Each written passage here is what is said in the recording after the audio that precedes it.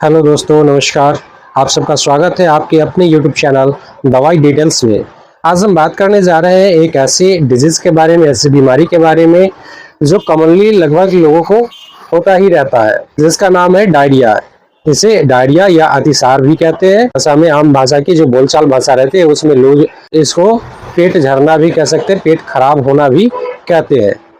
तो जानेंगे इस वीडियो में डायरिया के कारण के बारे में कि कारण क्या है, डायरिया होने के दूसरा साइन एंड सिम्टम्स जानेंगे कि इसके लक्षण क्या है और ट्रीटमेंट क्या है। इन सारी चीजों को समझेंगे।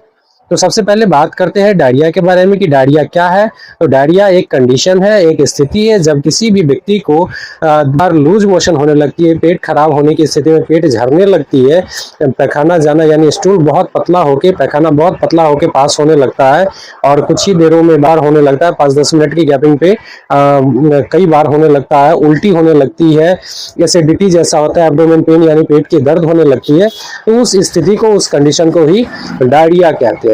जानेंगे इसके कारण के बारे में कि इसके कारण क्या है, डायरिया होने के जो कारण है, कॉजेज है, वो कारण क्या है। तो सबसे पहले कॉजेज के बारे में जानेंगे। कॉजेज क्या है? वायरल इन्फेक्शन, ये मोस्ट कॉमन है। बैक्टीरियल इन्फेक्शन, ये बैक्टीरियल इन्फेक्शन की वजह से भी होती है। एंटीबायोटिक ड्रग साइड इफेक्ट, कोई भी एंटीबायोटिक आप लेते हैं और उसकी साइड इफेक्ट करती है, उसके कारण भी डायरिया होता है। Contaminated water and food use, यानी कि दूषित खाना और पानी खाने से, यानी बाहर के जो भी खाना आप खाते हैं, दूषित खाना और पानी रहता है, उनको लेने से आपको डायरिया होने की चांसेस रहती है। ओवर ईटिंग, बहुत ज्यादा खाना खाने से भी डायरिया होने की चांस रहती है। डाइजेस्टिव प्रॉब्लम जिस व्यक्ति को रहते हैं, जिसको अपच बनी रहती है, तो उसको भी डायरिया होने की चांस रहती है। इंटेस्टाइनल एब्जॉर्प्शन कैपेसिटी कम होना, आंतों की जो एब्जॉर्प्शन कैपेसिटी क्षमता होती है कम हो जाती है, इसके कारण भी डायरिया होती है।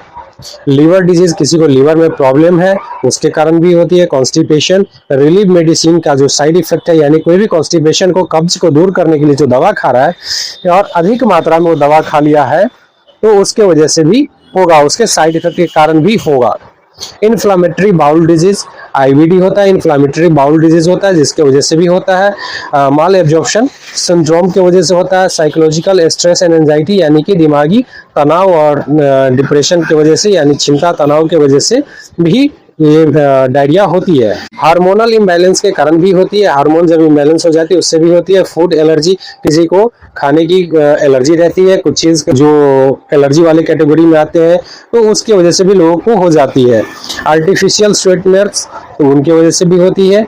अब बात करेंगे इसके साइन एंड सिम्टम्स के बारे में कि जब डायरिया हो जाती है तो क्या आपको सिम्टम देखने को मिल सकता है, क्या लक्षण रहेगा जिससे आप पहचान पाएंगे कि डायरिया हो चुकी है। तो सबसे पहला जो साइन एंड सिम्टम में बात करेंगे, लक्षण की बात करेंगे, तो सबसे पहले पेशेंट को लूज मोशन होना चालू हो जाएगा और बहुत तेज लूज मोशन होगी, बहुत पतली और तेज, यानी कि लगातार होता ही रह जाएगा। हैवीनेस इन एब्डोमेन, यानी कि पेट में हमेशा भारीपन बना रहेगा लूज मोशन के साथ, बहुत पतला दस्त होने के साथ, तो उसको हैवीनेस इन एब्डोमेन, यानी कि पेट में भारीपन बना रहेगा। Pain in abdomen and cramps, पेट के अंदर ममोर भी आएगी और दर्द भी बनी रहेगी। नोजिया एंड वोमिटिंग, उल्टी भी होगा और उल्टी होने जैसा मन भी होगा।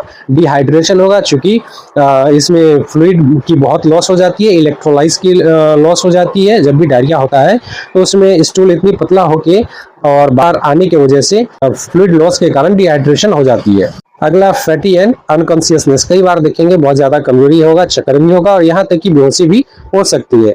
वेट लॉस भी हो सकता है, कई बार लंबे टाइम तक रह गया तो उसकी वजह से वेट लॉस हो जाएगा, वजन कम हो सकती है। इंक्रीज थ्रस्ट, यानी कि प्यास ज्यादा बढ़ेगी, प्यास ज्यादा लगेगी।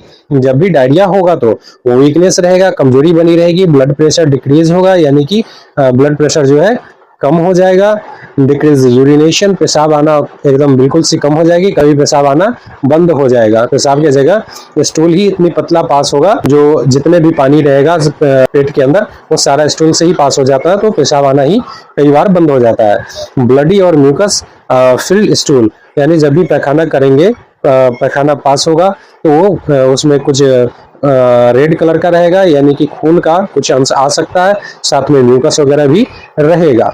फीवर आ सकती है, बुखार लग सकती है, हेडेक रहेगा, माथे में दर्द बना हुआ रह सकता है, एब्डोमिनल ब्लॉटिंग हो सकती है, पेट में गड़गड़ाहट की आवाज़ आएगी, इलेक्ट्रोलाइट इम्बैलेंस होगा, मसल्स क्रैम्प्स होगा, पूरे शरीर में दर्द बना रहेगा, मसल्स में दर्द बना रहेगा और इलेक्ट्रोलाइट इम्बैलेंस हो जाती है। बात करेंगे इसके उपचार के बारे में, ट्रीटमेंट के बारे में कि क्या इसका ट्रीटमेंट होगा, क्या ट्रीटमेंट दिया जा सकता है, तो उन चीज़ों को देखेंगे। तो यदि स्टूल बार हो रही है, फ्रीक्वेंसी ज़्यादा हो गई है, कुछ ही देरों में 10-15 मिनट में दोबारा रिपीट हो रहा है स्टूल का, डायरिया में बहुत ज़्यादा है, तो उसमें टैबलेट लेमोफेन सबसे पहले देंगे, लेमोफेन प्लस टैबलेट, 2 टैबलेट सुबह और 2 टैबलेट शाम। यदि हल्की सी है तो उसमें 1 टैबलेट सुबह शाम देने से भी हो जाएगा, लेकिन ज़्यादा है तो 2 टैबलेट सुबह और शाम देंगे, साथ में ORS का सॉल्यूशन और उसको देते रहेंगे। हर आधे घंटे में 1 घंटे में उसको ORS का सॉल्यूशन घोल बना के देते रहेंगे। इसके साथ टैबलेट नॉरफ्लॉक्स TZ सुबह शाम खाने के बाद दिया जाएगा और यदि पेट में दर्द बना है तो जीरोडॉल एस्पास टैबलेट दिन में 3 बार दे सकते हैं। तो उल्टी हो रही है तो खाने के बाद पेरिसेट MD टैबलेट देना है जिससे उल्टी बंद हो जाएगी, और खाने से पहले एंटासिड कैप्सूल एक देना है जिसका नाम है सेराडी, जो खाली पेट में दिन में 2 बार दिया जाएगा। और जो एब्जॉर्प्शन है, पानी की एब्जॉर्प्शन जो आंत में नहीं हो पाती है, उसको बरकरार रखने के लिए, उसको बनाने के लिए, उसको बढ़ाने के लिए टैबलेट जेट सुबह दोपहर शाम तीनों टाइम इसको दिया जाएगा। तो जेटोर टैबलेट होती है जो पानी की एब्जॉर्प्शन यानी आंतों के अंदर पानी की एब्जॉर्प्शन को बढ़ाने का काम करता है। यदि ऊपर दिए गए इस मेडिसिन से रिलीफ नहीं मिलती है तो कुछ इंजेक्शन आप उसको दे सकते हैं। क्या इंजेक्शन रहेगी? तो जेंटासिन 2 ml या मिकास्टार 500 mg। तो 500 mg की मिकासिन या जेंटामाइसिन 2 ml की जो रहती है, इन दोनों में से कोई इंजेक्शन एक इंट्रामस्कुलर रूट से यानी IM रूट से आप दे सकते हैं। यदि पेट दर्द ऊपर का टैबलेट देने के बावजूद हो रही है तो एक्वाडोल एस्पास इंजेक्शन पेट दर्द के लिए दे सकते हैं।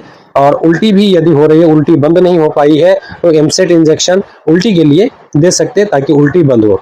For severe fluid loss and low blood pressure, यानी कि ज़्यादा फ्लूइड लॉस हो जाए और बहुत ज़्यादा BP लो हो जाए तो उस कंडीशन में फ्लूइड देना होगा। कौन सी फ्लूइड देंगे? तो इंजेक्शन NS यानी कि नॉर्मल सलाइन की 500 ml की एक बोतल देना पड़ेगा। साथ में आप उसे DNS भी दे सकते हैं या RL भी दे सकते हैं, यानी कि तीनों में से कोई एक दे सकते हैं। यदि डिहाइड्रेशन ज़्यादा है तो साथ में NS या DNS में से कोई एक दे दीजिए और RL एक दे दीजिए, ज़्यादा वीकनेस वगैरह है तो ये नस के द्वारा दिया जाएगा। ये फ्लूइड होती है।